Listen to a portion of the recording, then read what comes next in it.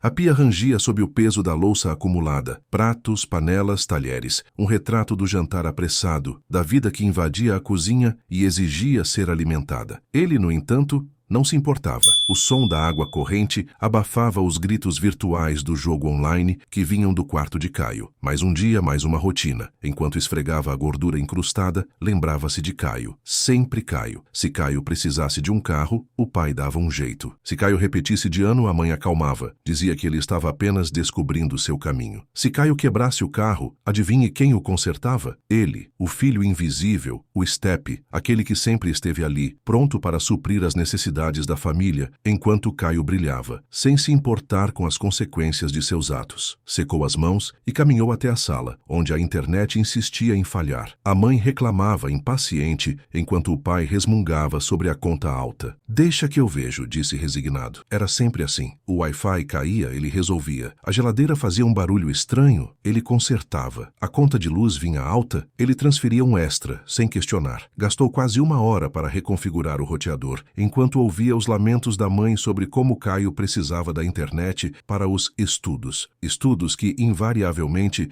se resumiam a mais uma noite de jogatina. Finalmente, a conexão se estabilizou. Um obrigado seco foi a única recompensa. No dia seguinte, a cena se repetia. Ele, trabalhando remotamente, respondendo e-mails e resolvendo problemas da empresa, enquanto Caio dormia até o meio-dia. O pai, sentado à mesa, reclamava das contas. Seu irmão precisa de dinheiro para o curso, dizia, com a naturalidade de quem pede a coisa mais óbvia do mundo. A paciência, já desgastada, esticou-se até o limite. Transferiu o valor solicitado, mas a amargura era palpável. Sentia-se como um caixa eletrônico, uma fonte inesgotável de recursos para suprir as irresponsabilidades do irmão. O estopim veio numa tarde banal. Uma dor lancinante no abdômen o derrubou. Precisava de uma cirurgia, simples, mas urgente. O médico foi claro. Adiar poderia trazer complicações. Ao comunicar a notícia aos pais, a resposta gélida do pai ressoou como uma sentença. Se alguém tiver que ir, que seja você. Caio tem a vida toda pela frente. Se alguém tiver que ir, que seja você. Caio tem a vida toda pela frente. As palavras pairavam no ar, gélidas como o bisturi que ele em breve enfrentaria. Um silêncio denso se instalou na sala, quebrando apenas com o zumbido fraco da geladeira. Ele olhou para o pai, incrédulo. Aquilo não podia ser real. Anos de dedicação, de abdicação, resumidos a uma frase cruel, uma sentença de morte velada. Pai, você não está falando sério, está? A voz saiu fraca, quase um sussurro. Buscava um traço de arrependimento, um sinal de que tudo não passava de um pesadelo. Mas o olhar do pai era firme, inabalável. A mãe, até então silenciosa, desviou o olhar. Um misto de culpa e resignação dançava em seus olhos. Ele sabia, ela sempre soube da predileção por Caio, da balança que sempre pendia para o lado do filho pródigo, mas nunca imaginou que a devoção chegaria a esse ponto, a ponto de sacrificar um filho em nome do outro. E seu irmão precisa de nós, o pai continuou, como se estivesse justificando o injustificável. Ele tem um futuro brilhante pela frente. Você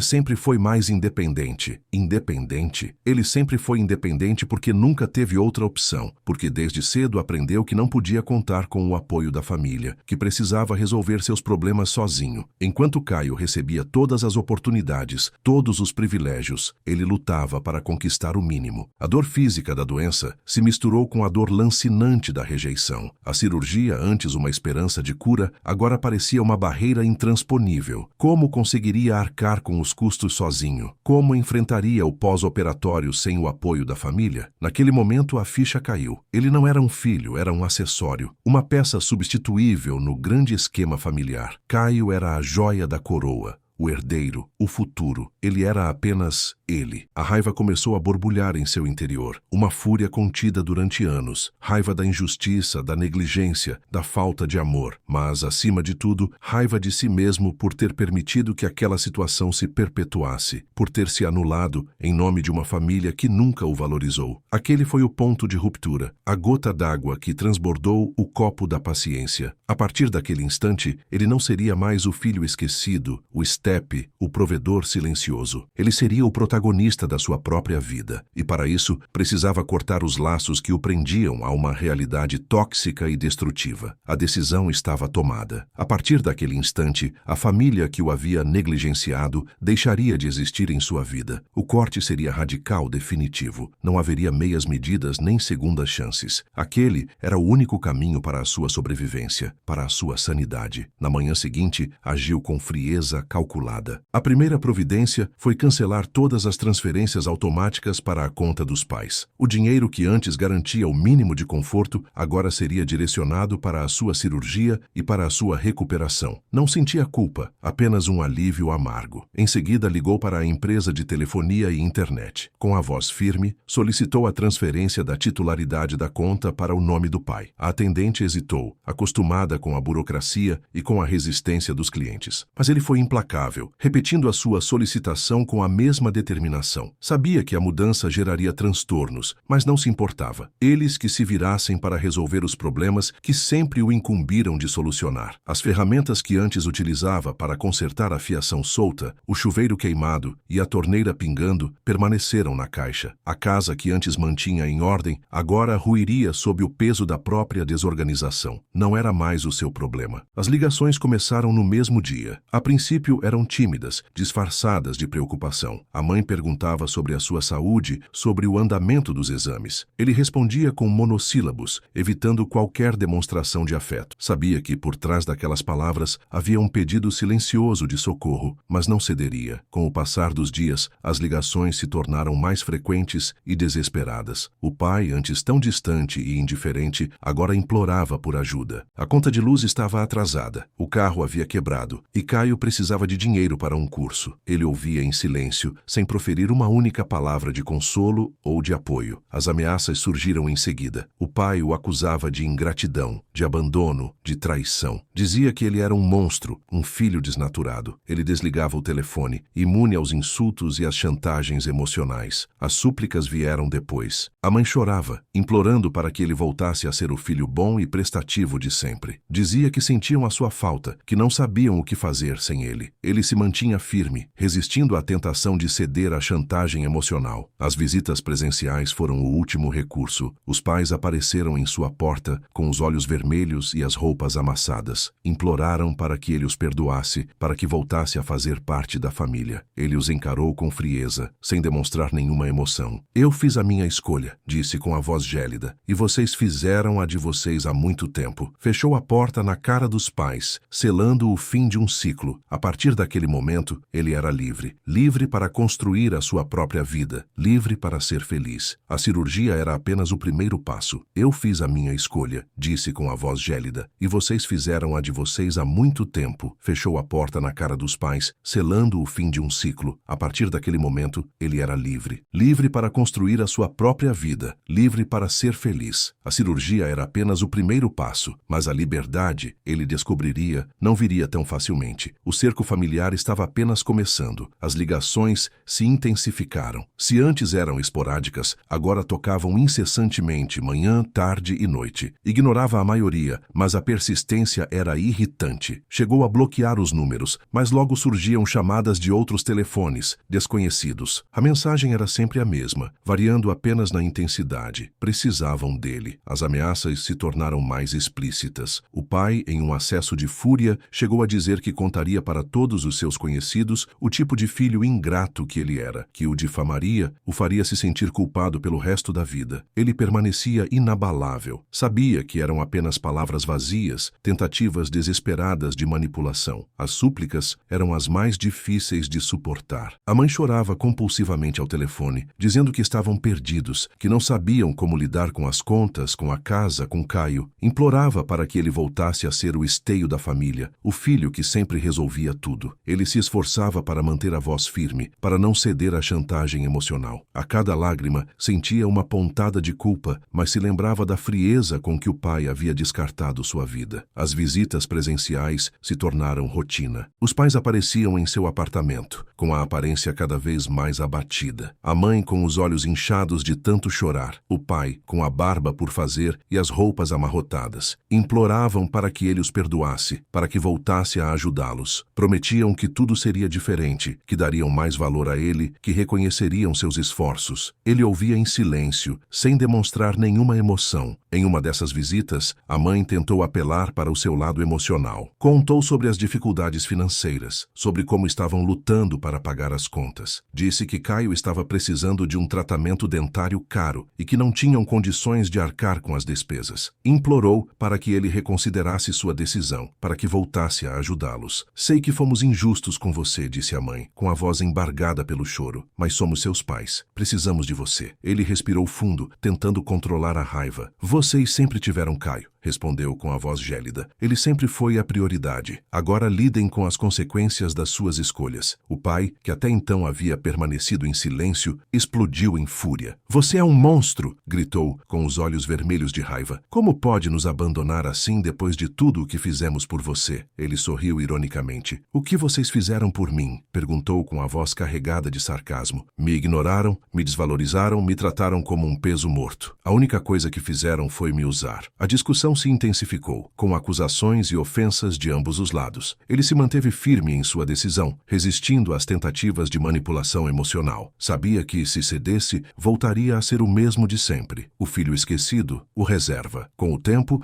as visitas se tornaram menos frequentes, mas as ligações e as mensagens persistiam. Os pais tentavam de todas as formas convencê-lo a voltar atrás, mas ele se mantinha irredutível. Estava determinado a seguir em frente com a sua vida, sem se deixar aprisionar pelo passado. A cirurgia se aproximava e ele precisava estar forte para enfrentar o futuro. A cirurgia se aproximava e ele precisava estar forte para enfrentar o futuro. Assumiu o controle. O primeiro passo foi marcar a cirurgia. Sem depender de planos de saúde familiares, pesquisou os melhores hospitais e cirurgiões, priorizando a qualidade e a segurança. Escolheu um médico experiente, que o transmitiu confiança desde a primeira consulta. O processo foi doloroso. A cada exame, a cada assinatura de termo, sentia o peso da solidão, mas também sentia uma força crescente, a certeza de que estava fazendo o certo. Era a sua vida, a sua saúde, e ele era o único responsável por elas. Pagou cada centavo do próprio bolso. As economias de anos antes destinadas a ajudar a família, agora seriam investidas em si mesmo. Era um alívio e um choque ao mesmo tempo. Ver o dinheiro sumir da conta doía, mas a liberdade que ele comprava era inestimável. A cirurgia foi um sucesso. A recuperação lenta e dolorosa, mas ele não estava sozinho. Amigos, colegas de trabalho, vizinhos, pessoas que realmente se importavam com ele, o apoiaram em cada momento. Levaram comida, fizeram companhia, ajudaram com as tarefas domésticas. Pela primeira vez, ele se sentia amado e valorizado por quem ele realmente era, não pelo que podia fazer pelos outros. O passo seguinte foi remover seu nome de todas as contas familiares, contas de luz, água, telefone, internet, tudo o que o ligava financeiramente aos pais e a Caio. Foi um processo burocrático e demorado, mas ele persistiu. A cada documento assinado, sentia um laço se romper, uma corrente se quebrar. Quando finalmente terminou, sentiu um alívio imenso.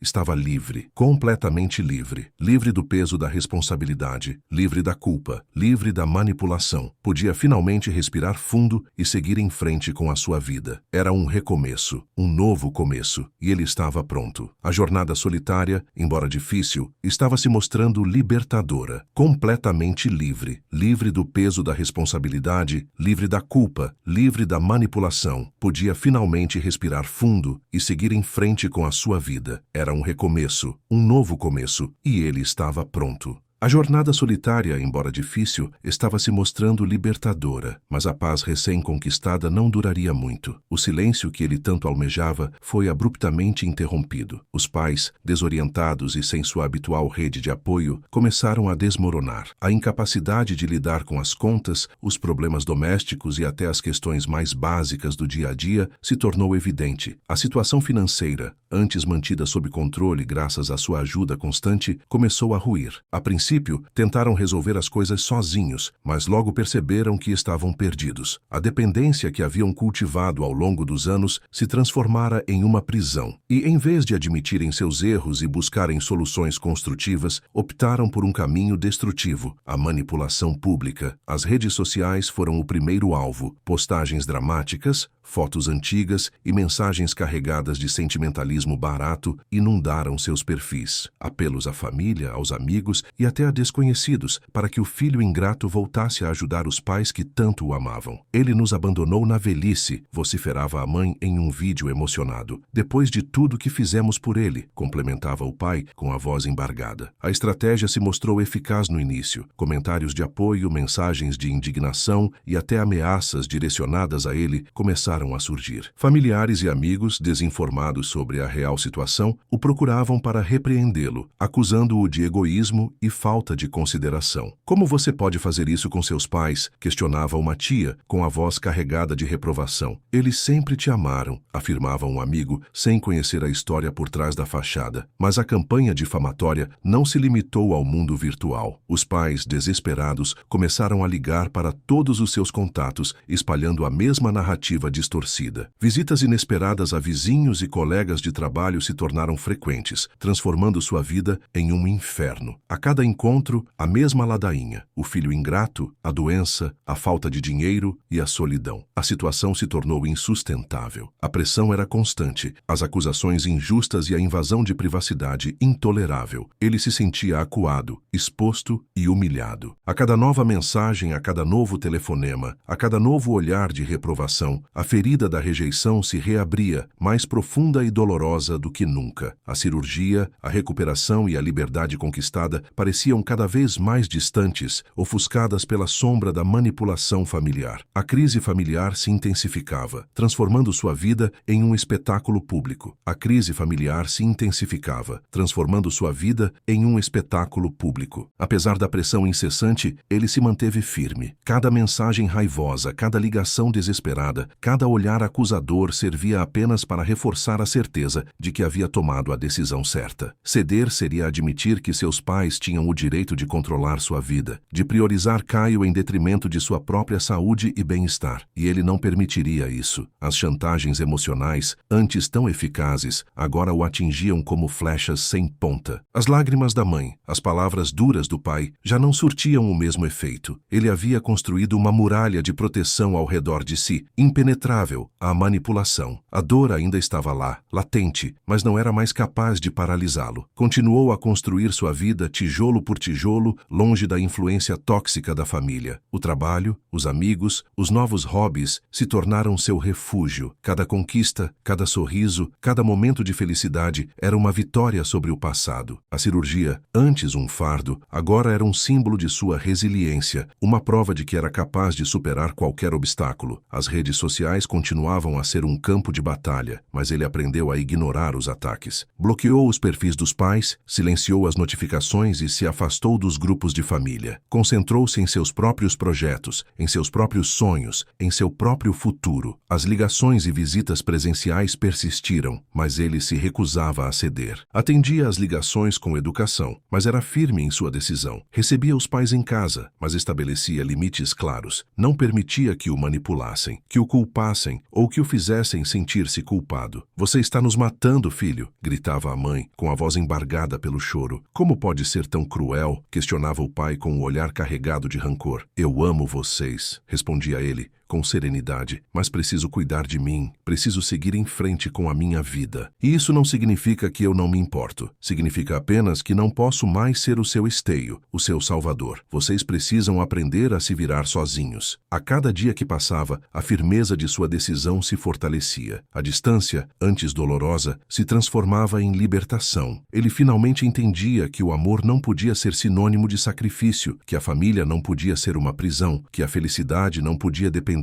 da aprovação dos outros. Ele estava livre, absolutamente livre. E nada, nem mesmo a pressão da família, seria capaz de mudar isso. "Você está nos matando, filho", gritava a mãe com a voz embargada pelo choro. "Como pode ser tão cruel?", questionava o pai, com o olhar carregado de rancor. "Eu amo vocês", respondia ele com serenidade. "Mas preciso cuidar de mim. Preciso seguir em frente com a minha vida. E isso não significa que eu não me importo. Significa apenas que não posso mais ser ser o seu esteio, o seu salvador. Vocês precisam aprender a se virar sozinhos. A cada dia que passava, a firmeza de sua decisão se fortalecia. A distância, antes dolorosa, se transformava em libertação. Ele finalmente entendia que o amor não podia ser sinônimo de sacrifício, que a família não podia ser uma prisão, que a felicidade não podia depender da aprovação dos outros. Ele estava livre, absolutamente livre. E nada, nem mesmo a pressão da família, seria capaz de mudar isso. Agora, ele observava. Não com alegria nem com vingança, mas com uma tristeza melancólica. Via de longe o desmoronamento lento e doloroso da estrutura que seus pais haviam construído, uma estrutura que sempre favorecera Caio, o filho dourado, em detrimento de tudo e de todos. As dificuldades financeiras se tornaram evidentes. A casa, antes impecável, agora mostrava sinais de negligência. As contas se acumulavam, as dívidas se avolumavam, e a aposentadoria, antes tranquila, se transformava em um pesadelo iminente. O dinheiro que ele enviava mensalmente, que antes era dado como certo, agora fazia uma falta gritante. As dificuldades emocionais eram ainda mais palpáveis. A mãe, sempre tão forte e controladora, agora vivia em um estado constante de ansiedade e irritabilidade. O pai, antes tão autoritário e distante, agora demonstrava sinais de fragilidade e insegurança. As discussões entre eles se tornaram frequentes e acaloradas, expondo as rachaduras profundas em seu relacionamento. A falta de apoio emocional mútuo era evidente, e a solidão se tornava uma presença constante em suas vidas. As dificuldades sociais também se manifestavam de forma dolorosa. Os amigos, antes tão presentes e solícitos, agora se afastavam gradualmente, cansados das constantes reclamações e pedidos de ajuda. Os vizinhos, antes tão cordiais e prestativos, agora evitavam o contato, incomodados com o clima de tensão e negatividade que pairava sobre a casa. A reputação da família, antes tão impecável, agora estava manchada pela fofoca e pelo julgamento. Enquanto isso, Caio se mostrava incapaz de suprir as necessidades dos pais. Preso em sua própria imaturidade e irresponsabilidade, ele continuava a depender deles, consumindo seus recursos e drenando suas energias. Seus projetos mirabolantes nunca se concretizavam, seus empregos eram sempre passageiros e suas promessas eram sempre vazias. A cada fracasso, ele se refugiava na vitimização e na autopiedade, culpando os outros por seus próprios erros. A dependência de Caio, que antes era vista como um sinal de amor e proteção, agora se revelava um fardo pesado e insuportável. Seus pais percebiam, tarde demais, que haviam criado um adulto incapaz de cuidar de si mesmo, muito menos de cuidar deles. Seus pais percebiam, tarde demais, que haviam criado um adulto incapaz de cuidar de si mesmo, muito menos de cuidar deles. E foi nesse turbilhão de dificuldades que ele, o filho esquecido, começou a enxergar a verdade. A princípio, pensou que sua motivação era a vingança. Queria vê-lo sofrer, sentir na pele a dor da negligência e do abandono. Mas com o tempo, percebeu que não era bem assim. A vingança, no fundo, era vazia e não lhe traria a paz que tanto buscava. Sua verdadeira motivação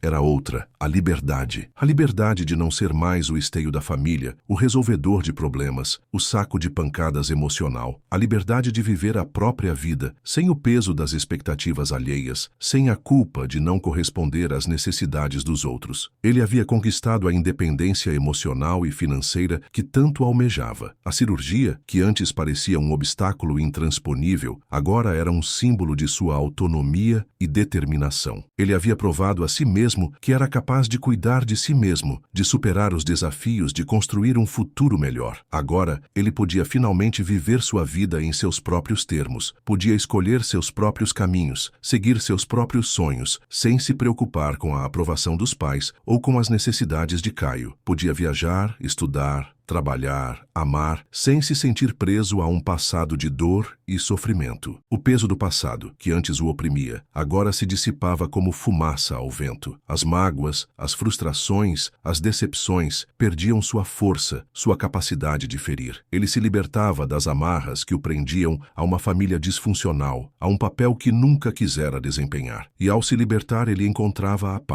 paz de saber que havia feito o certo, que havia tomado as decisões corretas, que havia trilhado o caminho da sua própria felicidade, uma felicidade que não dependia da aprovação dos outros, mas sim da sua própria consciência. No fim, não houve explosões, nem reconciliações dramáticas, apenas a constatação de que ele havia triunfado, não sobre os pais, nem sobre Caio, mas sobre si mesmo. Ele havia se libertado das correntes do passado e conquistado a liberdade de viver o presente e construir o futuro que sempre sonhou. Um futuro sem o peso da negligência, da desvalorização e da falta de amor. Um futuro de pura e simples libertação.